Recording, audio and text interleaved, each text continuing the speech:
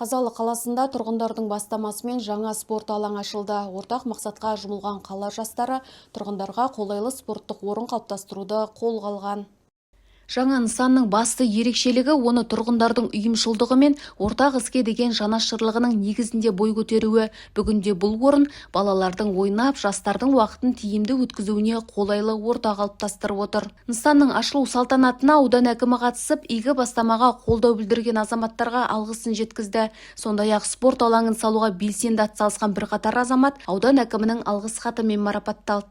Аудан әкімінің алғыс хатымен Үбайдуллаев Бақыт Сейілханұлы марапатталады. Қошемет құрметтеріңіз.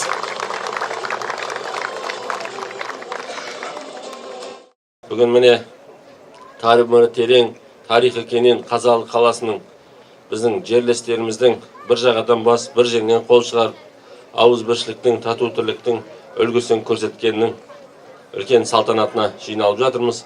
Бұл өз жердегі біздің азаматтарымыздың елге болсын деген, жерге болсын деген, артымызда ертең не қалды деген кезде міне азаматтар барлығымыз бірлесіп, ауылымыздағы біздің жастарымыздың, біздің жерлестеріміздің бұқаралық спортпен салауатты өмір салтын қалыптастыру үшін осындай игілікті істің куәсі болып жатырмыз. Бүгінгі спорт кешені құтты болсын, еліміз аман, халқымыз тыныш болсын, қазақ елі мәңгілік болсын, сірелі өркендеп дами берсін.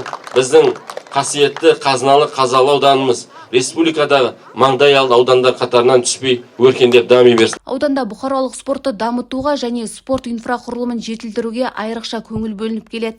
Биыл Бекарыстан би ауылында ауыл ел бесігі бағдарламасы аясында жаңа спорт кешені пайдалануға берілді. Ал Әйтеке би кенті мен Қожабақы ауылында заманауи спорт кешендері ел игілігіне ұсынылды. Бұдан бөлек аудан орталығында 2 спорт алаңы ашылды.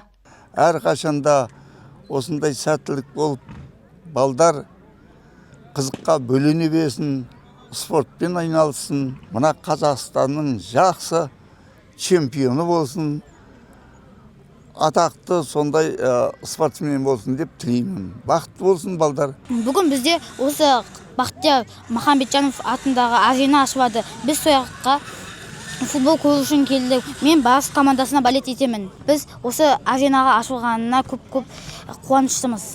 Жаңа спорт алаңының ашылуы шағын футболдан ұйымдастырылған турнирге ұласты. Қала жастары алаңда өзара бақ сынасып, спорттағы шеберліктерін көрсетті.